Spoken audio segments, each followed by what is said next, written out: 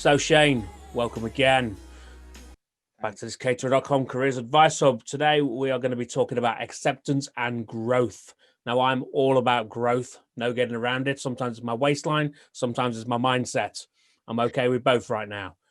What have you got for me on acceptance and growth today, Shane? Yeah, so I think the best way to grow as people, let's make it simple. The best way to grow as people is to be able to accept things. We often to accept things, we need to deal with them, and we need to look into situations. So, say there's a problem, we often don't deal with the problem. So we often just forget about it. But remember, when you forget about something and don't deal with it, Mm-hmm. it is never forgotten.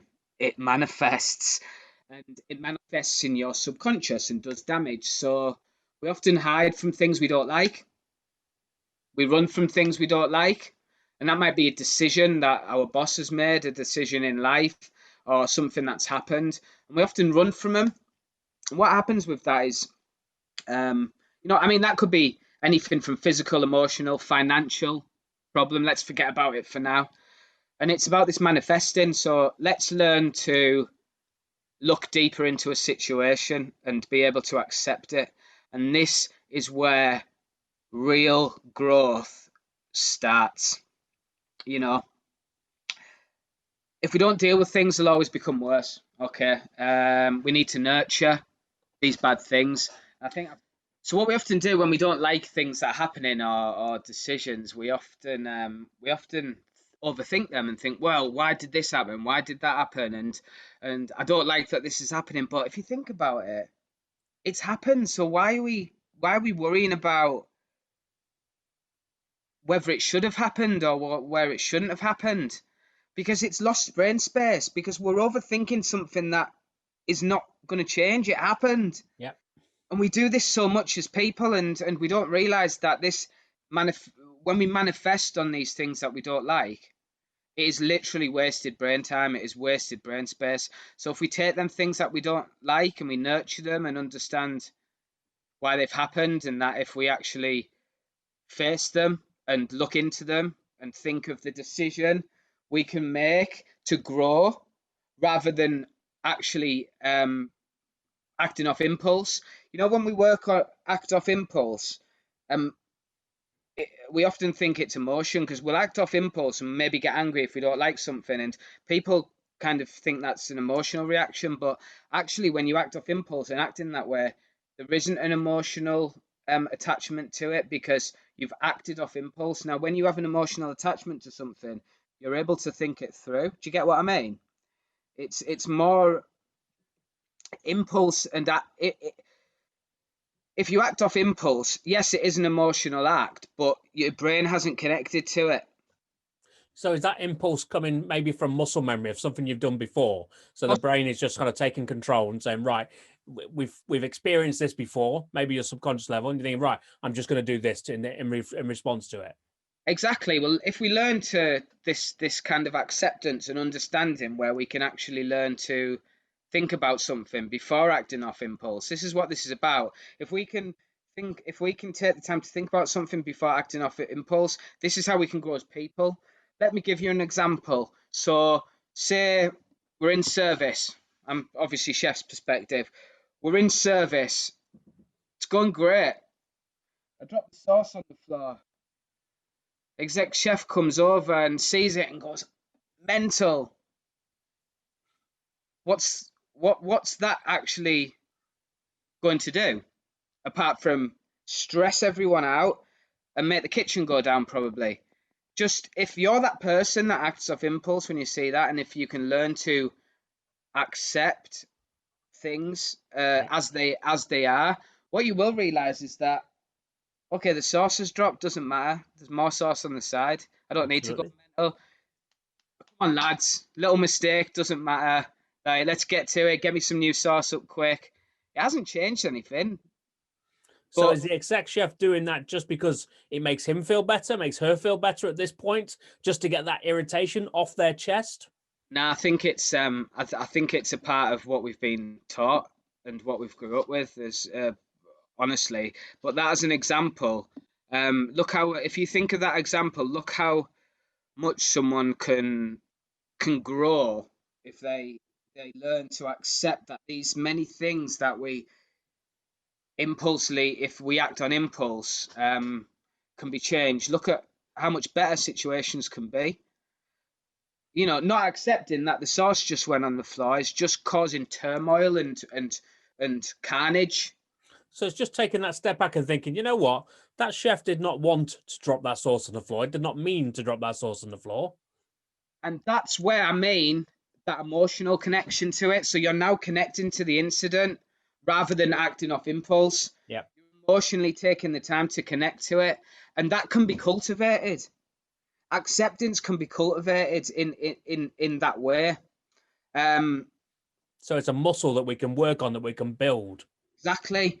And the growth from being able to cultivate that as people is substantial. It's unbelievable, and it can help a lot of people in certain situations. Now, we often hide from bad things. Okay, we do. We often hide from bad situations, but there's a thing called it's called interbeing, and what this means is people might think it's a crazy concept, but Let's roll with it.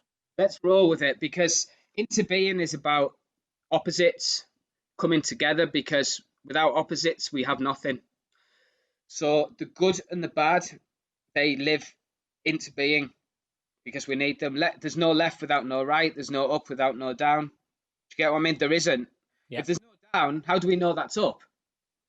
If there's no bad, how do we actually know that's good? So what's actually bad? So that's into being. Everything needs to work together. So when we accept good is actually bad can be used for good, it creates this journey which is in between bad and good. Yeah. Does that make sense? Does Yeah. that make sense? So we need to if we can learn to accept in these situations, we can then actually excuse me, we can then actually realize that all these bad things are learning points, and that will help us grow rather than seeing bad as absolute turmoil, and using different situations differently. I think, because I mean, you make that point about kind of the exec chef losing their mind when the accident happens, and there are people out there who will do that, but there are some amazing examples of chefs out there who've really kind of they've moved forward in their thinking. I think Gary Usher is a really good example up at Sticky Walnut and Elite Bistros. I watched the way he kind of deals with his team and the way he communicates with them, and it's such a different kind of kettle of fish. It's a different mindset.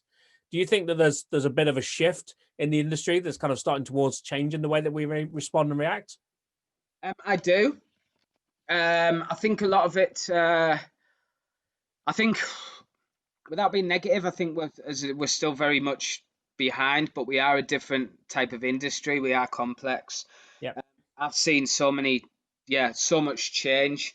Do you know what I think we need to do, Kieran? Is I think we need to celebrate more the chefs that are making these changes and making these impacts, especially the old school chefs that have been through, the years when they were coming up and it was hell, and they've changed their ways because they realised the impact it has on their kitchen, and Yeah. and realise all of these chefs that have changed, they will realise that now they've accepted that the way they were acting or treating situations was not good or impactful, that they've probably grown so much from that and realized that now these nice calmer kitchens are producing stuff that's a lot better. But I think we often emphasize the crap that happens in the kitchen. Yeah. Even if it's 1% of that evening service was crap, we emphasize that, and we often emphasize stuff in that way rather than all the good. And there's so many people out there that I know about, but we need to celebrate them to make change. Like you said about Gary Usher, if I've not seen the way he is in the kitchen as you have, and and if he's doing something great, why haven't I heard about it? Like, we need to celebrate these people, because they are how our industry is going to change. For And sure. there's still loads of people out there that don't know, that act in this crazy manner and don't know how to accept situations for what they are. Because part of acting like this, if we look at these things that happen, they're not really bad. It's not going to change the world, but we act like it is. I think the main point is, I want people to be able to understand that if you to deal with issues and bad scenarios, don't let things manifest. Use scenarios you don't like to learn from them. Don't let things, with doing that, they won't sit in your subconscious. They won't do underlying damage that you don't know is happening. And just don't hide or run from stuff. If you deal with things straight away, open up, talk to people, and cultivate open acceptance of things, then your growth as a person will absolutely flourish. Do you have a personal example that you're able to share of something where you've had to look at it and think, well, I need to just accept that that is what it is, and then think about kind of, hey, how do I use that going forward, to get myself to where I want to be? Well, let's talk about COVID. I was a senior group executive chef in London till well, I've just getting made redundant, but I've been on furlough since March. Horrible, well paid, like Yep. comfortable as hell. It's all gone. So what did I do at first? I, like any human, worry. Oh crap, how am I going to pay my bills? What's happening? How do we do this? Panic. That's human nature. But what I've done, because I've cultivated acceptance, and I've done that through mindfulness, meditation. Many people do it many different ways. Um, what I've done is to understand, to take this situation for exactly what it is. We couldn't help, the work couldn't help it happening. They didn't want to do it. So there's no point in being mad about it or being upset about it. It's going to happen. It's happening. So the longer I worry or manifest on it, the more it's going to have an effect on my well-being, my motivation. Whereas if I just accept and go, right, well, there's nothing I can do. So what am I going to do now? I'm going to focus on Jasper. This is the first chance I've ever had, because I've always been working full time, to focus on it 100%, completely and utterly. And it's about creating that focus as well. So Yep. you do, to have acceptance, having focus is they kind of do kind of come together as well, in, so to speak. So what happened is, it, for a week I was worried, and then suddenly I snapped. I can't change this. And you've got to understand, so much you can't change that Yep. we manifest over. We can't change everything. So let's kind of build a journey from that bad situation that's happened, and that can be the start of the journey. This bad thing that's happened could be the start of this road. Use that as the start. Let's learn, let's accept, and we can start building this new journey, or this new way of, if it's a certain situation, a new way of doing things. I Everything's love that. I think so. Your starting point there is, when it comes to redundancy, accept the fact that it's not personal. That company hasn't all of a sudden decided, Shane, you're a bit crap at your job, so I want you gone. The reality is the business has disappeared. So it's not about you. That's just about circumstance. And that's come to that. So accepting it's not personal then helps you to say, right, now I'm going to look at the opportunity. I'm going to look at the opportunity that's been created. And for you, the big one is the opportunity of time, I guess. And that's where the growth, exactly what you just said, and that's where the growth starts. That's where growth starts, is through acceptance. You got to remember, if there's so much we're hanging on to that we don't accept, it's going to slow down our growth so much. Imagine if I'd sat there and got angry with my old workplace, or I'd just why is this happening to me, why is this, it would have actually just wasted so much time. Yeah. So So it's the joy of it now. So now, rather than kind of moving away from that feeling of frustration and from anger and irritation that you could have felt. Now you're moving towards, well, actually, now I've got time that I can spend on Jasper, time that I can invest in Jasper, time that I can do this and build this project that I know, and having listened to you speak, this thing is going to impact the lives of a lot of people. That's a wonderful thing. Exactly.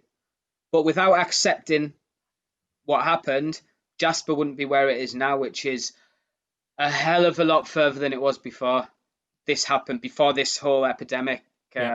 pandemic, whatever has happened. So yeah. I love that. A wonderful thing, you know.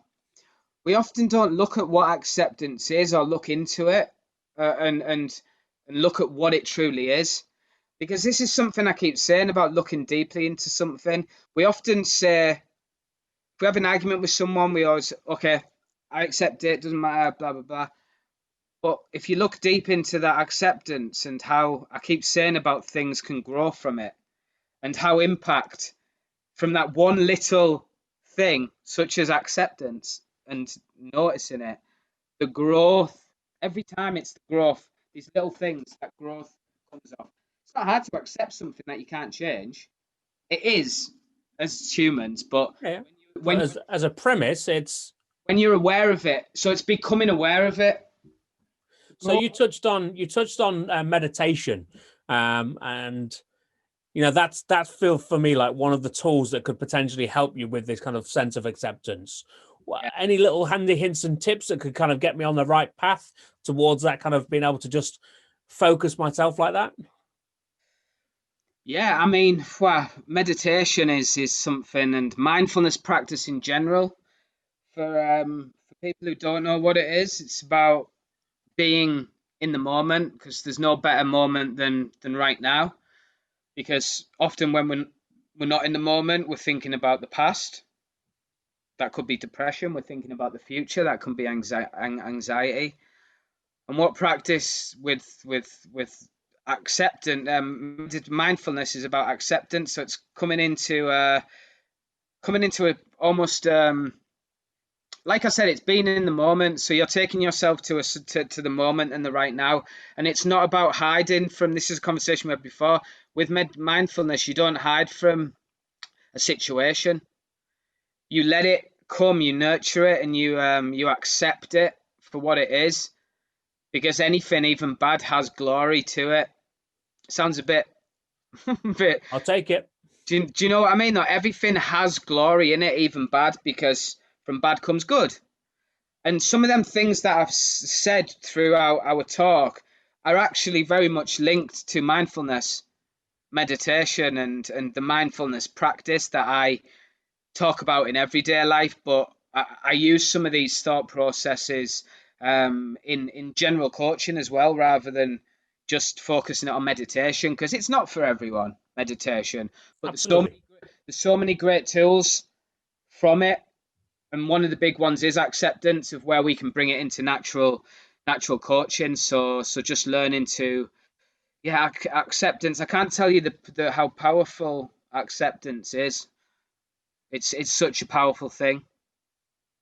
So when it comes to kind of that idea of meditation, how does it work? Because somebody once said to me, Kieran, you should meditate. You could probably do with just being relaxing a little bit, because I was quite tense at this time, and I was a bit like, what are we talking about? I'm fine. I'll be right. I'll get through it. It's okay. That's what I'll do. Maybe if I would have actually taken a bit more time and listened at that point and thought, well, I'm going to actually investigate it a bit more effectively, possibly I would have got through that a little bit faster. So put it like this: you're highly stressed, you're highly anxious all the time. You meditate, and what meditating you're bringing awareness to your breath, right? So you're breathing in and out, and you're bringing full awareness to the moment, which is your breath. That's what's happening at this moment.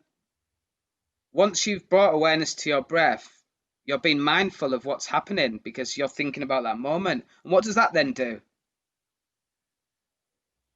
takes you away from that severe anxiety you were just thinking, because you've took your mind to a different place. Now, while you are concentrating on breath and being in the moment, part of that is for these worries and anxieties to come into your head while you're doing it. It's human nature. So what that does by concentrating on the breath, you notice you start thinking about something else, and your go-to Hmm. is is accepting that you've just started thinking about an anxious worry again, and you go, oh, I've just started thinking about it. You notice and bring yourself back to the breath. So then again, if that thought flutters away like a leaf in the autumn wind, and you're back to breath. So that's the basis of meditation. It's breath work and being in the moment. So we're not running away from everything. We're just bringing ourselves to that moment, and anything that is not in that moment that comes in, we're accepting it and just saying, you can flutter off for now, but you're okay. I welcome you in. As bad as you are, I welcome you in. I've welcomed you into my mind while I'm focused on breath. And Hmm. now I'm going to say, I'll see you later, or goodbye, because I'm taking myself back to the moment. So you can see how that practice kind of brings you to a place where you can kind of stop, I guess, try and stop ruminating, stop overthinking, and it can take you out of that place for a while. And with continuous practice, can become a natural thing where you're just always learning to go back to your breath, and it can become lifestyle. So I don't need to be sitting cross-legged in a dark room doing my thing now. Absolutely not. You can do it with your eyes open. You can do it stood up. You can do. There's different forms of meditation. There's formal, which is very much you're either laid down, you sat down. It's probably got a time frame to it. It's there's a speaker you're listening to. That's formal. But there's also informal, which we can bring into everyday life, and that is based around breath. So if you're mindfully walking, it is a form of meditation, but you're aware. There's no destination because you've already arrived. When we often walk to a destination, we've got a destination when we're walking, right? Yeah. So we're thinking about that destination while we're walking. We're thinking about what we're going to do when we get there. We're thinking about last week. We're thinking about this. You mindfully walk and use your breath work and think about the moment. Suddenly, you've noticed that beautiful, beautiful tree that you've walked past every single day for the last 10 years, and you've never noticed it because now you're in the moment and you're enjoying. You can feel the feeling of your feet on the floor because you're focusing on your step. So you're bringing yourself to that moment, and suddenly your awareness of what's around you is prominent and there. I can think of so when this works easily is for me, I think it's so when there's fresh snow. One of the moments when you truly are in the moment is when you walk across fresh snow and you just hear that sound of it impacting underneath your feet. That for me is one of those things that kind of, if I need to relax, I can just go back and I can just think about that. And it has a really strange reaction. I have a really strange reaction to it in the fact that it does just relax me. And I've no idea why, but just the sound of that kind of snow impacting underfoot, I don't know. It just takes me to a happy place. And I, Absolutely. I, I love that. That really works for me. I think, a lot of people have this perception of meditation as being this airy fairy hippie thing that, you are going to sit around cross-legged and reflect. It can be something that you do anywhere. And I think having the tools to be able to do that, when you are in that tough situation, when you're in a situation that does require you to be able to just take a moment, take stock and breathe and let the kind of the oxygen get to your brain and the synapses popping and all the good stuff happening when you start making good decisions, that comes from that moment of just being able to just center, breathe, make good choices. Exactly. Make good choices, and that's the thing. It's you're able to assess things and make better choices of what you're going to do. Now, the most appealing way of putting about mindfulness practice, I think, to people who don't really understand it is with mindfulness practice and being mindful, you experience everything or what you're concentrating on for what it truly is in all its beauty, for its whole being, whether it's feelings, thoughts, objects, doing things, washing up. You can mindfully wash up. And what the difference between mindfully washing up is, when you're mindfully washing up, you're in the moment, you're washing up. And what you'll realize is, which you never realize because you normally rush in and just go, you realize the beautiful smell of your washing up liquid, and you realize the feel of the bubbles. And yes, it does sound like hippie stuff, but the reality is that's an example of you truly see things for what they are and truly experience them for what you are. When I first started eating mindfully, great example, I started eating mindfully, and it's about just nothing else is happening. There's no TV on. You're not looking at your phone while you're eating your dinner and all that. You're mindfully concentrating on your food. And I started thinking about where it came from, the process that it came to get here, the wonderful pastures it might have came from, and all that stuff. And then it goes into something different where I'm taking that satsuma or whatever, and I'm actually looking at it, and I'm actually thinking to myself, I'm really thankful I've got this, and I'm tasting it mindfully. I'm closing my eyes and I'm feeling the textures and stuff. And what I realized after a while is my palate, because I was doing it mindfully and not thinking about anything else, my palate had become like almost so sensitive and better than it was for 22 years. I thought, Christ, if I knew about mindful eating 22 years ago when I became a chef, I'd be a bloody millionaire for having one of the best palates ever. But that's the example. It's seeing things for what they truly are, and understanding them. And we miss a lot in life, Kieran, by being in automatic pilot and not seeing things for what they really are. There's so much beauty and great things around us. And again, a lot of that beauty, we only discover it through acceptance,